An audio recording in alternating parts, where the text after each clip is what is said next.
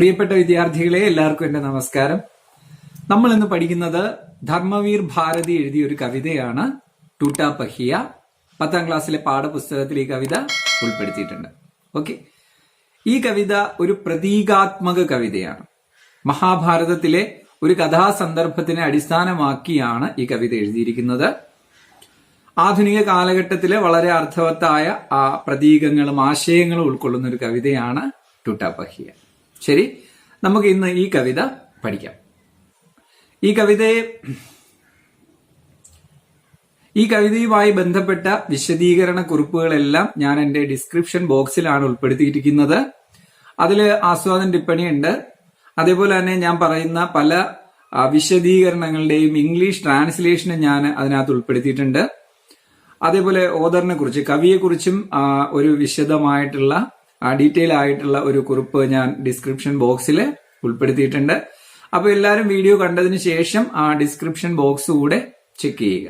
അപ്പൊ നിങ്ങൾക്ക് പരീക്ഷയ്ക്ക് കൂടുതൽ വിവരങ്ങൾ അതിൽ നിന്ന് ശേഖരിക്കാനായിട്ടും കഴിയും. ഓക്കെ, ഇനി എല്ലാവരും എന്റെ ചാനൽ സബ്സ്ക്രൈബ് ചെയ്യണം. ഞാൻ എല്ലാ വീഡിയോയിലും പറയുന്നുണ്ട്, പക്ഷേ സബ്സ്ക്രിപ്ഷൻ വളരെ കുറവാണ്.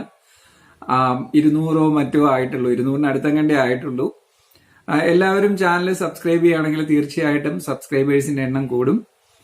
ഞാൻ അടുത്ത ഒരു 40 ദിവസം കൊണ്ട് സബ്സ്ക്രൈബേഴ്സിന്റെ എണ്ണം 500-ലെങ്കിലും എത്തിക്കാനാണ് ആഗ്രഹിക്കുന്നത്. അതാണ് നമ്മുടെ ഒരു ആത്മവിശ്വാസം വർദ്ധിപ്പിക്കുന്നത്, അല്ലേ? നമ്മൾ ഒരു കാര്യം ചെയ്യുമ്പോൾ അത് മറ്റുള്ളവരിലേക്ക് എത്തിക്കുമ്പോഴാണ് നമുക്ക് കൂടുതൽ ആത്മസംതൃപ്തിയും കിട്ടുക, ആത്മവിശ്വാസം ഉണ്ടാവുക. അപ്പൊ നിങ്ങൾ എല്ലാവരും എന്നെ സഹായിക്കണം. കഴിയുന്നവരെല്ലാം വീഡിയോ ഷെയർ ചെയ്ത് കൊടുക്കുക നിങ്ങളുടെ കൂട്ടുകാർക്ക്. അതേപോലെ തന്നെ നിങ്ങൾ എല്ലാവരും തീർച്ചയായിട്ടും സബ്സ്ക്രൈബ് ചെയ്യുക. വീഡിയോ ക്ലാസ്സുകൾ എല്ലാവരും ആദ്യം തൊട്ട് അവസാനം വരെ കാണണം. ഇടയ്ക്കൊന്നും വെച്ച് സ്കിപ്പ് ചെയ്ത് കളഞ്ഞിട്ട് പോകരുത്. നിങ്ങൾ ഇത് മുഴുവൻ കാണുമ്പോഴാണ് നിങ്ങൾക്ക് നന്നായിട്ട് പാഠഭാഗങ്ങൾ മനസ്സിലാവുക. തീർച്ചയായിട്ടും നമുക്ക് പരീക്ഷയ്ക്ക് A+ വാങ്ങിക്കാൻ കഴിയും. അതിനു വേണ്ടിയിട്ടുള്ള എല്ലാ വിഭവങ്ങളും എല്ലാ കാര്യങ്ങളും ഞാൻ എൻ്റെ ഈ ചാനലിലൂടെ നിങ്ങളുമായിട്ട് ഷെയർ ചെയ്യുന്നതാണ്. തീർച്ചയായിട്ടും തുടർച്ചയായിട്ട് നിങ്ങൾ വീഡിയോകൾ കാണുക. ഒരിക്കൽ കണ്ടിട്ട് മനസ്സിലായില്ലെങ്കിൽ വീണ്ടും കാണുക. അതേപോലെ തന്നെ നിങ്ങൾക്ക് എന്തെങ്കിലുമൊക്കെ സംശയങ്ങൾ ഉണ്ടെങ്കിൽ നിങ്ങൾക്ക് കമന്റ് ബോക്സിൽ എഴുതി ചോദിക്കാം. അതിപ്പോൾ ആരും ചെയ്യുന്നില്ല, കമന്റ്സ് ഒന്നും ഒട്ടും വരാറില്ല. ആർക്കെങ്കിലും എന്തെങ്കിലുമൊക്കെ സംശയങ്ങൾ ഉണ്ടെങ്കിലും നിർദ്ദേശങ്ങൾ ഉണ്ടെങ്കിലും കമന്റ് ബോക്സിൽ എഴുതാം. ഓക്കെ, അപ്പോൾ വീഡിയോ ഒരിക്കൽ കൂടെ പറയുന്നു, എല്ലാവരും സബ്സ്ക്രൈബ് ചെയ്യുക, ലൈക്ക് ചെയ്യുക, ഷെയർ ചെയ്യുക. ഓക്കെ, വീഡിയോ അവസാനം വരെ കാണുക. ശരി, നമുക്ക് നേരെ പാഠഭാഗത്തേക്ക് പോവാം.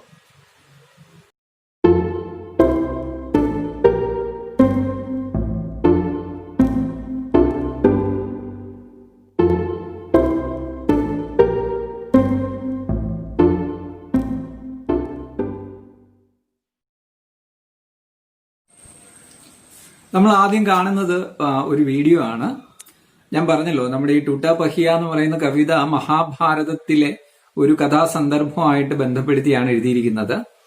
അതായത് മഹാഭാരത യുദ്ധത്തിന്റെ 13ാം ദിവസം അർജുനപുത്രനായ അഭിമന്യു ചക്രവ്യൂഹം ഭേദിക്കുന്നതും അദ്ദേഹം ആ ചക്രവ്യൂഹത്തിനുള്ളില് വധിക്കപ്പെടുന്നതുമായ ഒരു കഥാസന്ദർഭത്തെ അടിസ്ഥാനമാക്കിയാണ് ടൂട്ടാ പഹിയ എന്ന് പറയുന്ന കവിത എഴുതിയിരിക്കുന്നത്. അപ്പൊ നമുക്ക് ആ കഥ എന്താണെന്നും ആ കഥയിൽ പറയുന്ന കാര്യങ്ങൾ, ഈ കവിതയിൽ ഉപയോഗിച്ചിരിക്കുന്ന ചില വാക്കുകളുടെ ആശയങ്ങളും അർത്ഥവും ഒക്കെ മനസ്സിലാക്കണമെങ്കിലും നമുക്ക് ഈ വീഡിയോ കാണണം. അപ്പൊ നമുക്ക് ആദ്യം ആ വീഡിയോ കണ്ടു നോക്കാം. അതിനുശേഷം നമ്മൾ നേരെ പാഠഭാഗത്തേക്ക് പോകും. Okay, let us start. ചക്രവ്യൂഹോർ അഭിമന്യുവധ്. മഹാഭാരത യുദ്ധത്തിന്റെ 13ാം ദിവസം ദുര്യോധന്റെ നിർദ്ദേശപ്രകാരം ഗുരു ദ്രോണാചാര്യർ ചക്രവ്യൂഹത്തിനുള്ള ആജ്ഞ നൽകുന്നു. ഇതൊരു സൈനിക വിന്യാസമാണ്. അർജുനനും അർജുനപുത്രനായ അഭിമന്യുവിനും മാത്രമാണ് ചക്രവ്യൂഹത്തിനുള്ളിൽ പ്രവേശിക്കാൻ അറിയാവുന്നത്, അല്ലെങ്കിൽ ചക്രവ്യൂഹം ഭേദിക്കാൻ അറിയാവുന്നത്. പക്ഷേ കൗരവസേന തന്ത്രപൂർവ്വം അർജുനനെ ചക്രവ്യൂഹത്തിന്റെ അടുത്ത് നിന്ന് വളരെ ദൂരേക്ക് കൊണ്ടുപോകുന്നു. അർജുനപുത്രനായ അഭിമന്യുവിന് ചക്രവ്യൂഹത്തിനുള്ളിൽ പ്രവേശിക്കാൻ മാത്രമേ അറിയാവൂ, പുറത്തിറങ്ങാൻ അറിയില്ല. സുഭദ്രയുടെ ഗർഭപാത്രത്തിലായിരിക്കുമ്പോഴാണ് അഭിമന്യു ഇത് പഠിച്ചെടുക്കുന്നത്. ചക്രവ്യൂഹം വളരെ സങ്കീർണമായ ഒരു യുദ്ധവിന്യാസമാണ്, സൈനിക വിന്യാസമാണ്. അഭിമന്യു തന്ത്രപൂർവ്വം ചക്രവ്യൂഹത്തിനുള്ളിലേക്ക് പ്രവേശിക്കുന്നു. പക്ഷേ പിന്തുടർന്ന് വന്ന പാണ്ഡവർക്ക് അതിനുള്ളിൽ പ്രവേശിക്കാൻ കഴിയുന്നില്ല. കാരണം ചക്രവ്യൂഹത്തിനുള്ളിലെ സൈനികരെ ഒരു ചക്രത്തിന്റെ ആകൃതിയിൽ കറങ്ങിക്കൊണ്ടിരിക്കും. അതായത് ഏതെങ്കിലും ഒരു സൈനികൻ വധിക്കപ്പെട്ടാൽ അയാൾക്ക് പകരം പുതിയൊരു സൈനികൻ ഉടൻ തന്നെ അവിടെ എത്തിച്ചേരും. അതായത് ചക്രവ്യൂഹം ഭേദിക്കുക വളരെ പ്രയാസമാണ്. ഒരു ചക്രം പോലെയാണ് നമുക്ക് ആകാശത്ത് നിന്ന് നോക്കുമ്പോൾ അത് തോന്നുക, ചക്രവ്യൂഹം തോന്നുക. ഓക്കെ, അഭിമന്യു സധൈര്യം തന്റെ പോരാട്ടം തുടർന്നു.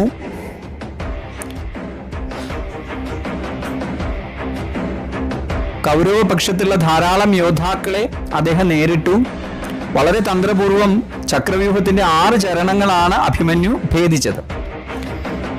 കൗരവപക്ഷത്തുള്ള ധാരാളം യോദ്ധാക്കൾ അദ്ദേഹത്തിന്റെ മുന്നിൽ അടിയറവ് പറയുന്നുണ്ടായിരുന്നു.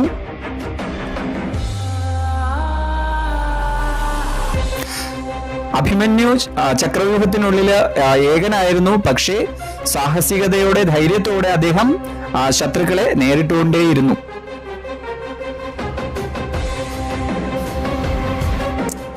ഗുരു ദ്രോണാചാര്യർ പോലും അഭിമന്യുവിന്റെ പരാക്രമത്തെ അഭിനന്ദിക്കുന്നുണ്ടായിരുന്നു. ഇതിനിടയിൽ അഭിമന്യുവും ദുര്യോധന പുത്രനായ ലക്ഷ്മണനും തമ്മിൽ വളരെ ശക്തമായ ഒരു പോരാട്ടം നടന്നു. ഇതിൽ അഭിമന്യു ലക്ഷ്മണനെ വധിക്കുന്നു. ദുര്യോധനൻ, അദ്ദേഹത്തിന്റെ പിതാവായ ദുര്യോധനൻ ഇതിന് വളരെയധികം ദേഷ്യപ്പെടുന്നു, ക്രുദ്ധനാകുന്നു. അഭിമന്യുവിനെ വധിക്കാൻ ദ്രോണാചാര്യരോട് ആജ്ഞാപിക്കുന്നു. അതിനുശേഷം യുദ്ധത്തിന്റെ എല്ലാ നിയമങ്ങളും മറന്ന് കർണൻ, അശ്വത്ഥാമ, ദ്രോണാചാര്യർ, ദുര്യോധനൻ ഇങ്ങനെയുള്ള മഹാരഥികൾ ഒരുമിച്ച് അദ്ദേഹത്തെ ആക്രമിക്കുന്നു.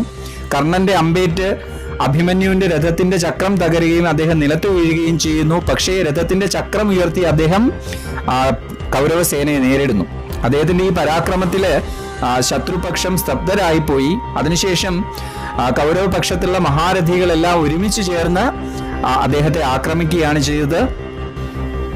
വളരെ നിർദ്ദയം അദ്ദേഹം യുദ്ധഭൂമിയിൽ വധിക്കപ്പെട്ടു.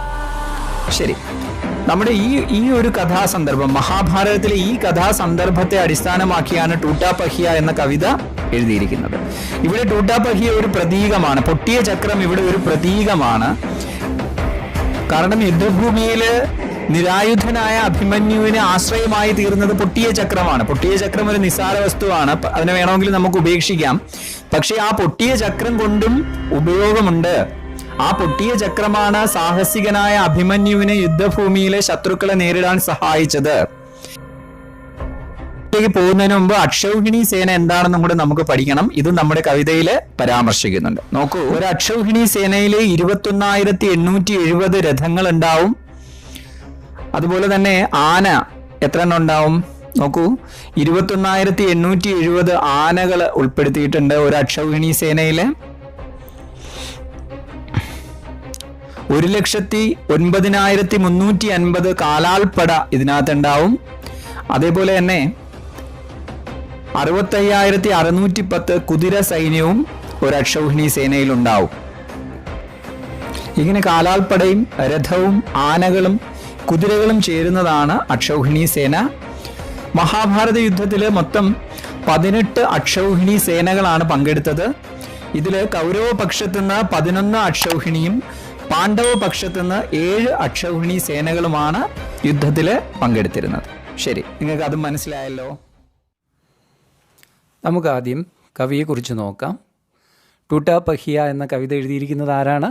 അതെ, ധർമ്മവീർ ഭാരതി. आपका जन्म 25 दिसंबर 1926 को इलाहाबाद में हुआ. 1926 ഡിസംബർ 25-ാം തീയതി ഇലഹബാദിലാണ് അദ്ദേഹം ജനിച്ചത്. आपका निधन 1997 सितंबर 4 को हुआ था. 1997 സെപ്റ്റംബർ 4-ാം തീയതിയാണ് അദ്ദേഹം മരണപ്പെട്ടത്. നോക്കൂ, അദ്ദേഹത്തെക്കുറിച്ചുള്ള പ്രധാനപ്പെട്ട ചില വിവരങ്ങളാണ് നമ്മൾ നോക്കുന്നത്. आधुनिक हिंदी साहित्य के प्रमुख लेखक, कवि, नाटककार और सामाजिक विचारक. ആധുനിക ഹിന്ദി സാഹിത്യത്തിലെ പ്രമുഖനായ കവിയും ലേഖകനും നാടകകൃത്തും സാമൂഹിക ചിന്തകൻ, വിചാരക്, സാമൂഹിക ചിന്തകനുമാണ് അദ്ദേഹം. അദ്ദേഹത്തിൻ്റെ പ്രധാനപ്പെട്ട രചനകൾ मुर्दोंगा गाँव, स्वर्ग और पृथ्वी, चांद और टूटे हुए लोग, ये सब आपके कहानी संग्रह है. ठंडा लोहा और कनुप्रिया आपके काव्य संग्रह है. गुनाहों का देवता, सूरज का 7वां घोड़ा आपके उपन्यास है. അന്ധായുഗ് आपके കാവ്യ നാടക്. ഇത് ഇത്രയാണ് അദ്ദേഹത്തിൻ്റെ പ്രധാനപ്പെട്ട രചനകൾ. അദ്ദേഹത്തിന് പത്മശ്രീ, സംഗീത് നാടക അക്കാദമി പുരസ്കാർ, ഭാരത് ഭാരതി, വ്യാസ് സമ്മാൻ ഇങ്ങനെയുള്ള പുരസ്കാരങ്ങളൊക്കെ അദ്ദേഹത്തിന് കിട്ടിയിട്ടുണ്ട്. അദ്ദേഹത്തിൻ്റെ വളരെ പ്രസിദ്ധമായ ഒരു രചനയാണ് നമ്മൾ പഠിക്കുന്നത്. കവിതയുടെ പേര് ടൂട്ടാപഹ്യ. ഓക്കെ, നോക്കൂ, ധർമ്മവീർ ഭാരതിയെക്കുറിച്ച് കുറച്ചും കൂടെ വിവരങ്ങൾ നമുക്ക് ഈ ഭാഗത്ത് തന്നിട്ടുണ്ട്. അത് നമുക്ക് പരിശോധിക്കാം. അതായത് നമ്മുടെ കവിതയുടെ ഒരു ഇൻട്രൊഡക്ഷനാണ്, ഒരു ആമുഖമാണ് നമ്മൾ ഇനി പഠിക്കാൻ പോകുന്നത്. ലഘൂന ദീജിയെ ഡാൽ എന്നാണ് ഈ ആമുഖത്തിന് നമ്മൾ ഹെഡിങ് കൊടുത്തിരിക്കുന്നത്. ഇത് തന്നെ നമുക്ക് കവിതയുടെ ആസ്വാദന ടിപ്പണി തയ്യാറാക്കുമ്പോഴും ഉപയോഗിക്കാം. നോക്കിയോ, ഡോക്ടർ ധർമ്മവീർ ഭാരതി ഹിന്ദി की പ്രയോഗവാദി കാവ്യധാരാ के നയേ കവിയോ മേ അഗ്രണീ थे. ധർമ്മവീർ ഭാരതി ഹിന്ദിയിലെ പ്രയോഗവാദി കാവ്യധാരയിലുള്ള പുതിയ കവികളിൽ അഗ്രണീ थे, ഏറ്റവും മുന്നിലുള്ള ആളാണ്, മുന്നിലുള്ള വ്യക്തിത്വമാണ്. ടൂട്ടാ പഹിയ ഭാരതി ജിക്ക് ഏക്ക് ചോട്ടി കവിത ഹെ. ടൂട്ടാ പഹിയ അദ്ദേഹത്തിൻ്റെ ഭാരതിജിയുടെ ഒരു ചെറിയ കവിതയാണ്, ചോട്ടി കവിത ഹെ. യഹി രചന ഭാരതി ജിക്ക് സാത് ഗീത് വർഷസെ ചുനി ഗയി ഹെ. ഈ കവിത അദ്ദേഹത്തിൻ്റെ സാത് ഗീത് വർഷം എന്നുള്ള കാവ്യ സമാഹാരത്തിൽ നിന്നും തിരഞ്ഞെടുത്തിട്ടുള്ളതാണ്. ടൂട്ടാ പഹിയ ലഘു ഓർ ഉപേക്ഷിത് മാനവ് കാ പ്രതീക്. നമ്മൾ പഠിക്കുന്ന ടൂട്ടാ പഹിയ പൊട്ടിയ ചക്രം എന്നുള്ളത് മഹാഭാരതത്തിലുള്ള ഒരു കഥാസന്ദർഭത്തെ അടിസ്ഥാനമാക്കിയുള്ള കവിതയാണ്. എങ്കിലും ഇതൊരു പ്രതീകാത്മക കവിതയാണ്. ഇതിലെ പ്രതീകം ടൂട്ടാ പഹിയാണ്, പൊട്ടിയ ചക്രം. ലഘു ഓർ ഉപേക്ഷിത് മാനവ് കാ, ഉപേക്ഷിതനായിട്ടുള്ള, ലഘുവായിട്ടുള്ള അല്ലെങ്കിൽ ചെറിയവനായിട്ടുള്ള അവഗണിക്കപ്പെടുന്ന മനുഷ്യൻ്റെ പ്രതീകമാണ് ടൂട്ടാ പഹിയ. ജിസെ ബേക്കാർ സമച്ചുക്കർ ഭേങ്ക് ദിയാ ഗയാ ഹെ. പൊട്ടിയ ചക്രത്തെ നമ്മൾ എങ്ങനെയാണോ ഉപേക്ഷിക്കുന്നത്, അതുപോലെ തന്നെ ആധുനിക കാലഘട്ടത്തിൽ ഈ എളിയവരായിട്ടുള്ള നിസ്സാരരായിട്ടുള്ള മനുഷ്യരെയും അവഗണിക്കപ്പെടുകയാണ് ചെയ്യുന്നത്. നയാ കവി ഉൻകി സംഭാവനോങ്കോ പഹച്ചാൻതാ ഹെ. ഇവിടെ ഈ കവി അതിൻ്റെ സാധ്യതകളെ, ഭാവനാവുങ്കോ അവൻ്റെ സാധ്യതകളെ തിരിച്ചറിയുകയും ക്ഷമതാവുങ്കോ അതിൻ്റെ കഴിവുകളെ മൂല്യാങ്കൻ കർത്താ ഹെ, അതിൻ്റെ കഴിവുകൾക്ക് വിലയിടുകയാണ്, അല്ലെങ്കിൽ അതിൻ്റെ കഴിവുകൾ പരിശോധിക്കുകയാണ് ഈ കവിതയിൽ. അപ്പോൾ ഈ കവിതയിലെ പ്രധാനപ്പെട്ട പ്രതീകമാണ് നമ്മുടെ ടൂട്ടാ പഹിയ എന്ന് പറയുന്നത്. ടൂട്ടാ പഹിയ ഇവിടെ ഉപേക്ഷിക്കപ്പെടുന്ന സാധാരണക്കാരായിട്ടുള്ള മനുഷ്യരുടെ പ്രതീകമാണ്. അവരവഗണിക്കപ്പെടുകയാണ്. പക്ഷേ അവരവഗണിക്കപ്പെടേണ്ടവരല്ല. അവർക്കും സമൂഹത്തിൽ പരിവർത്തനങ്ങൾ കൊണ്ടുവരാൻ കഴിയും. അവരിലൂടെയാവും സമൂഹം തിന്മയ്ക്കെതിരെ പോരാടുക എന്നൊരു സന്ദേശമാണ് ഈ പ്രതീകാത്മക കവിതയിലൂടെ കവി നൽകുന്നത്. നമുക്കിനി കവിത പഠിച്ചു തുടങ്ങാം. നോക്കൂ, ടൂട്ടാ പഹിയ ധർമ്മവീർ ഭാരതി എഴുതിയ കവിതയാണ്. നമുക്ക് കവിതയുടെ ആദ്യത്തെ ഭാഗം പഠിക്കാം. മേ രഥ് കാ ടൂട്ടാ ഹുവാ പഹിയാ ഹൂം ലേക്കിൻ മുझे फेंको मत. क्या जाने कब इस दुरूह चक्रव्यूह में अक्षौहिणी सेनाओं को चुनौती देता हुआ कोई दुसाहसी अभिमन्यु आकर घिर जाए. मैं रथ का टूटा हुआ पहिया हूँ. यहाँ मैं कौन है? ഞാനെന്ന് പറഞ്ഞാൽ ഇവിടെ ആരാണ്? അതെ, ടൂട്ടാ പഹിയ. मैं कहता है वो टूटा हुआ पहिया हूँ. ഞാൻ രഥത്തിൻ്റെ പൊട്ടിയ ചക്രമാണ്. ലേക്കിൻ മുझे फेंको मत. പക്ഷേ എന്നെ ഉപേക്ഷിക്കരുത്. രഥത്തിൻ്റെ പൊട്ടിയ ചക്രം ബേക്കാർ ഹെ, ഉപയോഗശൂന്യ ഹെ, इसलिए हम फेंक देते हैं. लेकिन अब रथ का टूटा हुआ पहिया कह रहा है उसे फेंको मत. ഉപേക്ഷിക്കരുത്. എന്തുകൊണ്ടാണ് പറയുന്നത്? ക്യാ ജാനേ കബ് ഇസ് ദുരൂഹ് ചക്രവ്യൂഹമേം. ആർക്കറിയാം എപ്പോൾ? ക്യാ ജാനേ കബ് ഇസ് ദുരൂഹ് ചക്രവ്യൂഹമേം. ഈ സങ്കീർണമായ, ദുരൂഹമായ, മനസ്സിലാക്കാൻ പ്രയാസമുള്ള ഈ ചക്രവ്യൂഹത്തിലേക്ക് അക്ഷൗഹിണി സേനാവോങ്കോ ചുനൗത്തി ദേത്താ ഹുവ. അക്ഷൗഹിണി സേനകളെ വെല്ലുവിളിച്ചുകൊണ്ട് ചുനൗത്തി ദേത്താ ഹുവ കോയി ദുസാഹസി അഭിമന്യു. ഒരു ദുസാഹസികനായ അല്ലെങ്കിൽ ഏതെങ്കിലും ദുസാഹസികരായ അഭിമന്യു വന്ന് ഖിർജായ്, വളയപ്പെടുന്നത്. എപ്പോഴാണ് ദുരൂഹമായ ഈ ചക്രവ്യൂഹത്തിലേക്ക് അക്ഷൗഹിണി സേനകളെ വെല്ലുവിളിച്ചുകൊണ്ട് ദുസാഹസികനായ ഒരു അഭിമന്യു വളയപ്പെടുന്നതെന്ന് ആർക്കാണ് പറയാൻ കഴിയുക? അതുകൊണ്ട് ഈ രഥത്തിൻ്റെ പൊട്ടിയ ചക്രമായ എന്നെ ഉപേക്ഷിക്കരുതെന്നാണ് പറയുന്നത്. ഓക്കെ, ഇവിടെ നിങ്ങൾ മനസ്സിലാക്കേണ്ടത് മഹാഭാരതത്തിലെ ഒരു കഥാസന്ദർഭമാണ്. ആ ചക്രവ്യൂഹവും അക്ഷൗഹിണി സേനയും അഭിമന്യുവിൻ്റെ ആ കഥയും ഒക്കെ നമ്മൾ വീഡിയോ രൂപത്തിൽ കണ്ടതാണ്. അതിൽ നിന്ന് നിങ്ങൾക്ക് കാര്യങ്ങളൊക്കെ മനസ്സിലായിട്ടുണ്ടാവും. അപ്പോൾ നോക്കൂ, അഭിമന്യു ദുസാഹസിയാണ്. ക്യോങ്കി വേ ഇസ് ചക്രവ്യൂഹ के अंदर घुसना ही जानते थे, उससे बाहर निकलना नहीं जानते थे, इसलिए वे दुसाहसी थे.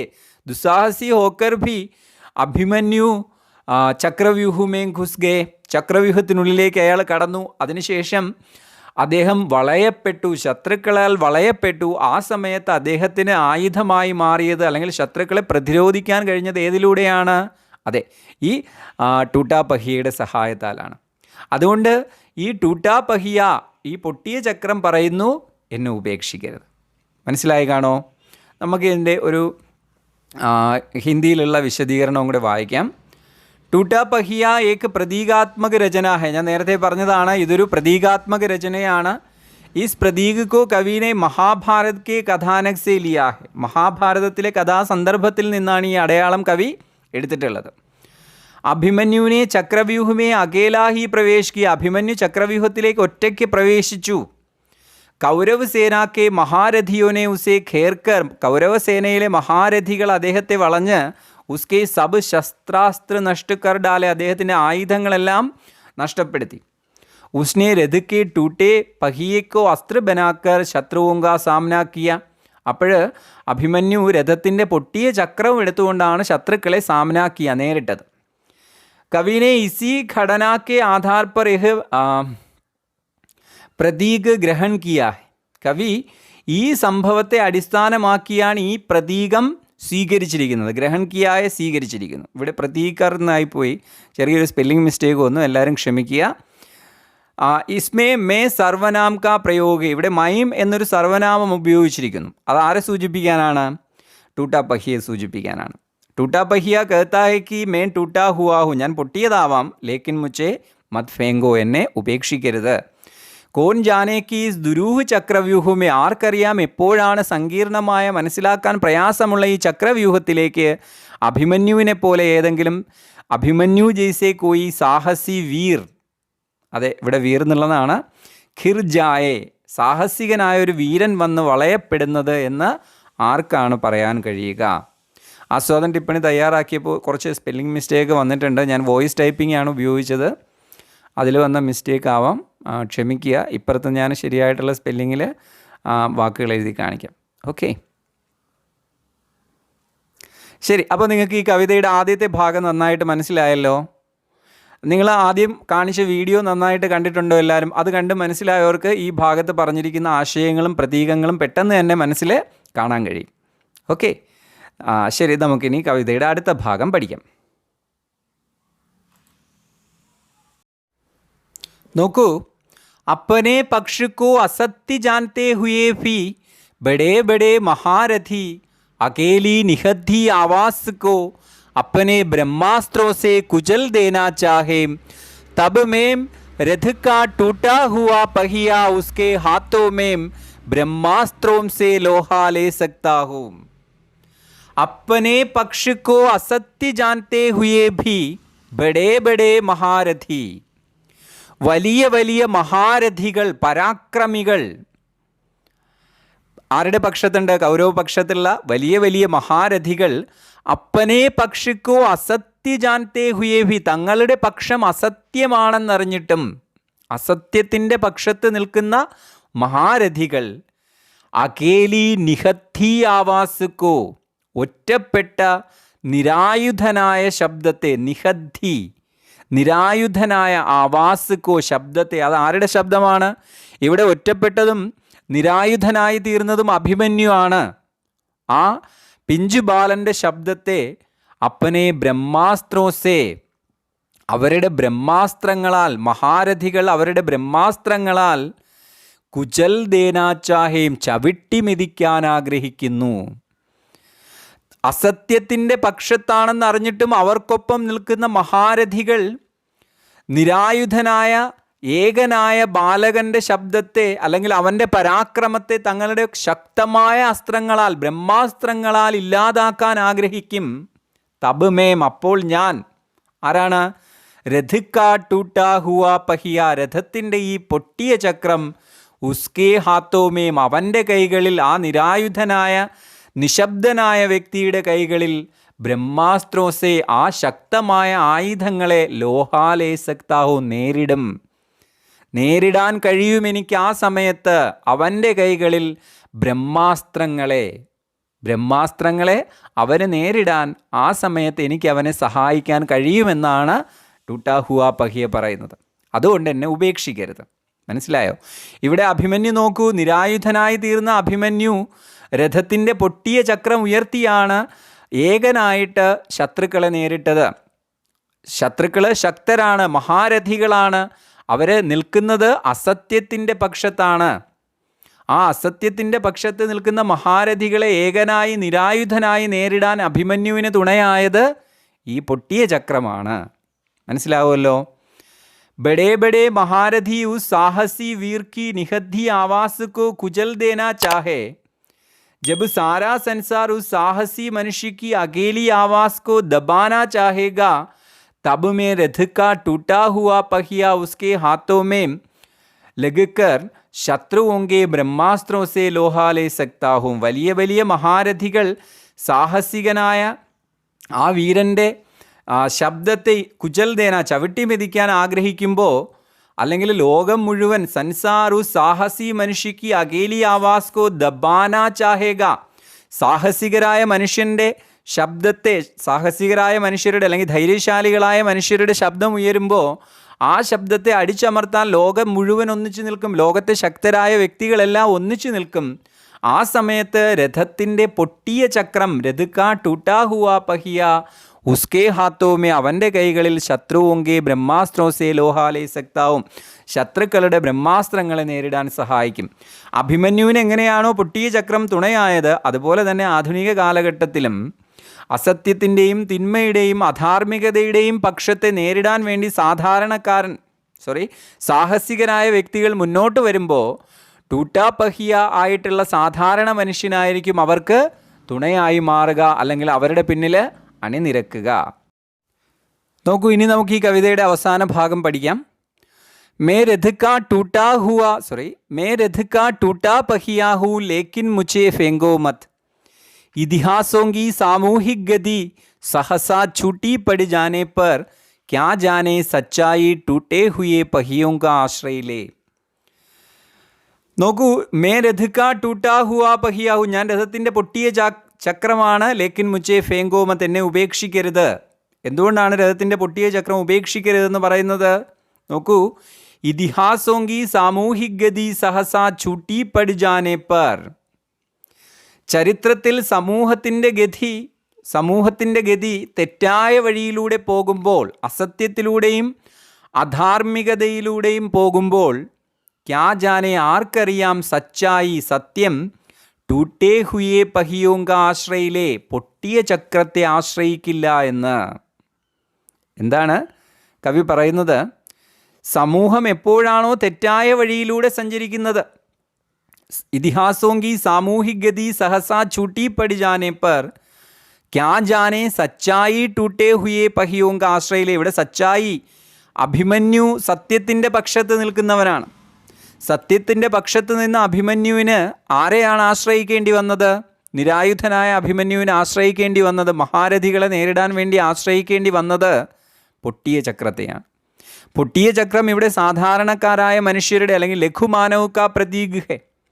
അപ്പോൾ സത്യം എപ്പോഴും ഇത്തരം സാധാരണ ജനങ്ങളെ അല്ലെങ്കിൽ സാധാരണക്കാരെയാണ് ആശ്രയിക്കുന്നത്. അല്ലെങ്കിൽ സത്യത്തിന് വേണ്ടി പോരാടാൻ, സാഹസികർക്കൊപ്പം സത്യത്തിനൊപ്പം നിൽക്കാൻ ആര് മാത്രമേ ഉണ്ടാവൂ സമൂഹത്തിൽ? അതെ, സാധാരണക്കാർ അല്ലെങ്കിൽ ലഘുമാനവ് മാത്രമേ ഉണ്ടാവൂ എന്നാണ് ടൂട്ടാ പഹിയ എന്ന ഈ കവിതയിലൂടെ കവി നൽകുന്ന സന്ദേശം. മനസ്സിലാവുമല്ലോ? നോക്കിയേ, समाज जब न्याय और सत्य के रास्ते से हटकर असत्य के मार्ग पर बढ़ना चाहेगा, तब उसका विरोध करने वाले व्यक्ति अभिमन्यु के समान अपने को चक्रव्यूह में घिरा पाएगा. നോക്കൂ, സമൂഹം എപ്പോഴാണോ ന്യായം സത്യത്തിൻ്റെ വഴിയിൽ നിന്ന് മാറി അസത്യത്തിൻ്റെ വഴിയിലൂടെ മുന്നേറുന്നത്, തബൂസ്ക വിരോധ കർണേവാലെ വ്യക്തി, അതിനെ എതിർക്കുന്ന വ്യക്തി, അഭിമന്യുവിനെ പോലുള്ളവർ സ്വയം ചക്രവ്യൂഹത്തിനകത്ത് അകപ്പെടും. കാരണം അഭിമന്യുവിനെ വളഞ്ഞത്, അഭിമന്യുവിനെ നിരായുധനാക്കിയത് ആരാണ്? മഹാരഥികളാണ്. കാരണം അവരെല്ലാവരും എപ്പോഴും ഏത് പക്ഷത്താണ് നിന്നത്? അസത്യത്തിൻ്റെ പക്ഷത്താണ് നിന്നത്. അപ്പോൾ അസത്യത്തിൻ്റെ പക്ഷത്ത് നിൽക്കുന്നവർ സാഹസികനായ നിരായുധനായ അഭിമന്യുവിനെ വളഞ്ഞതുപോലെ സാഹസികരായ വ്യക്തികൾ സത്യത്തിനൊപ്പം സഞ്ചരിക്കാൻ ആഗ്രഹിക്കുമ്പോൾ അല്ലെങ്കിൽ സഞ്ചരിക്കുമ്പോൾ അവരും ഇത്തരം ചക്രവ്യൂഹങ്ങൾക്കുള്ളിൽ അകപ്പെടും. ഉസ് സമയം ഉസ്കെ ലിയേ ലഘു ഓർ നിസാർ സമച്ഛനെ ജാനെ വാലി കോയി ആത്മീ സഹായക് ബനേക. ആ സമയത്ത് അവന് സഹായമായി മാറുന്നത്, സത്യത്തിൻ്റെ പക്ഷത്ത് നിൽക്കുന്ന ഇത്തരം സാഹസികർക്ക് സഹായമായി മാറുന്നത് ലഘു അല്ലെങ്കിൽ നിസ്സാരനായി കണക്കാക്കപ്പെടുന്ന മനുഷ്യരായിരിക്കും. ടൂട്ടാ പഹിയെ പോലെ. ടൂട്ടാ പഹിയ ജൈസ ലഘുമാനവ് കി ഉപേക്ഷ നഹീ കർണി ചാഹി. അതുകൊണ്ട് പൊട്ടിയ ചക്രത്തെ പോലുള്ള ലഘുമാനവർ അവഗണിക്കരുത്. യഹി ഈസ് കവിത കാ സന്ദേശ്. ഇത് ഈ കവിതയുടെ സന്ദേശമാണ്. മഹാഭാരത് കി ഈസ് ഘടനാക്കോ യാദ് കരാത്തെ ഹുയെ കവി കഹത്തെ. മഹാഭാരതത്തിലെ ഈ സംഭവത്തെ ഓർമ്മിപ്പിച്ചുകൊണ്ട് കവി നമ്മളോട് പറയുന്നു, ഇസ് പ്രകാർ കി അധാർമിക ഘടന ആജ് ഭി സംഭവ് ഹേ. ഇത്തരത്തിലുള്ള അധാർമികമായ സംഭവങ്ങൾ ഇന്നും നടക്കുന്നു. മനസ്സിലായോ? അഭിമന്യുവിന് നേർക്കുണ്ടായതുപോലുള്ള അധാർമികമായ സംഭവങ്ങൾ ഇന്നും നമ്മുടെ സമൂഹത്തിലുണ്ടാകുന്നു. ബദൽത്തി സാമൂഹിക ഹാലത്ത് കഭി കഭി ടൂട്ടേ പഹിയേക്കോ സഹാര ലേനേക്കെ ലിയേ വിവശ് ഹോ സക്താ ഹെ. മാറിക്കൊണ്ടിരിക്കുന്ന സാമൂഹിക അവസ്ഥ, സാമൂഹിക ഹാലത്ത് കൂടെ കൂടെ പൊട്ടിയ ചക്രങ്ങളെ ആശ്രയിക്കാൻ ബാധ്യസ്ഥനായിത്തീരും, വിവശനായിത്തീരും, നിർബന്ധിതനായിത്തീരും. അർത്ഥാത് കിസി ഭി ചീസ് കോ തുച്ഛ് യാ ഉപേക്ഷിത് സമച്ച് കർന ഫേങ്ന ചാഹിയെ. ഒരു വസ്തുവിനെയും തുച്ഛ്, നിസ്സാരം അല്ലെങ്കിൽ അവഗണിക്കാവുന്നതായി കണക്കാക്കി നമ്മൾ ഉപേക്ഷിക്കരുത്. ഹർ ചീസോങ്ക അപ്പന അപ്പന മഹത്വയെ. ഓരോ വസ്തുവിനും അതിൻ്റേതായ മഹത്വമുണ്ട്. ഓക്കെ, ഇങ്ങനെ ശക്തമായ ഒരു സാമൂഹിക സന്ദേശമാണ് ഈ കവിതയിലൂടെ കവി നമുക്ക് തരുന്നത്. അത് നിങ്ങൾക്ക് എല്ലാവർക്കും നന്നായിട്ട് മനസ്സിലായിട്ടുണ്ടാവുമെന്ന് കരുതുന്നു. ശരി, അപ്പൊ നമ്മൾ ടൂട്ടാ പഹിയ എന്ന കവിത പഠിച്ചു കഴിഞ്ഞിരിക്കുകയാണ്. പരീക്ഷയ്ക്കൊക്കെ ഒട്ടനവധി ചോദ്യങ്ങളൊക്കെ ചോദിക്കാൻ സാധ്യതയുള്ള ഒരു പാഠഭാഗമാണ്. ആസ്വാദന ടിപ്പണിയൊക്കെ തയ്യാറാക്കാൻ ഈ പാഠഭാഗത്തു നിന്ന് ചോദ്യങ്ങൾ ഉണ്ടാവാറുണ്ട്. ഈ കവിത നന്നായിട്ട് മനസ്സിലാക്കുക. എല്ലാവരും വീഡിയോ ആദ്യം തൊട്ട് അവസാനം വരെ കണ്ടല്ലോ.